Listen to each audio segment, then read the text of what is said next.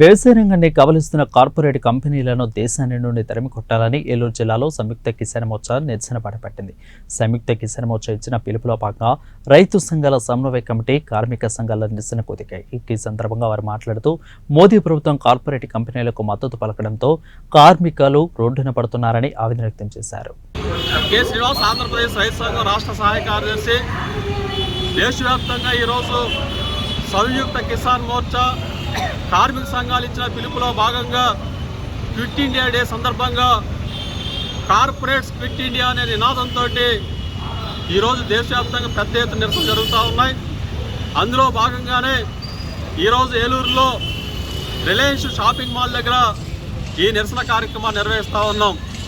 ఇవాళ దేశ సంపదని, వ్యవసాయ రంగాన్ని, ప్రజల సంపదని లూటీ చేస్తున్న కార్పొరేట్ కంపెనీలు ఈ దేశం నుంచి విడిచి వెళ్ళిపోవాలి, ఇవాళ దేశ సంపద, వ్యవసాయ రంగం కాపాడబడాలని చెప్పేసి నినాదంతో ఈ నిరసన కార్యక్రమం నిర్వహిస్తూ ఉన్నాం. 1942 ఆగస్టు 9వ తారీఖున ఆ రోజు క్విట్ ఇండియా, బ్రిటిష్ వాళ్ళకి వ్యతిరేకంగా క్విట్ ఇండియా ఉద్యమం జరిగింది. ఆ స్ఫూర్తితోటే ఈ నిరసన కార్యక్రమం నిర్వహిస్తూ ఉన్నాం. ఈరోజు కేంద్రంలో అధికారంలో ఉన్న ఎన్డీఏ ప్రభుత్వం, నరేంద్ర మోడీ ప్రభుత్వం కార్పొరేట్ కంపెనీల యొక్క ప్రయోజనాలు తప్ప ప్రజల ప్రయోజనాలు కానీ, రైతుల యొక్క ప్రయోజనాలు కానీ, కార్మికుల యొక్క ప్రయోజనాలు ఏమాత్రం పట్టించుకోవడం లేదు. ఈరోజు కార్పొరేట్ కంపెనీలకి పన్నుల రాయితీలు ఇచ్చిన కేంద్ర ప్రభుత్వం కనీసం రైతులు అడిగిన మద్దతు ధర గ్యారెంటీ చట్టం తీసుకురాలేదు, రైతులకు రుణమాఫీ చేయలేదు. ఈ రకంగా రైతాంగానికి ఇచ్చిన ఏ ఒక్క హామీ అమలు చేయకుండా ఇవాళ దేశ రైతాంగాన్ని మోసం చేసింది. ఇది చాలా దుర్మార్గం.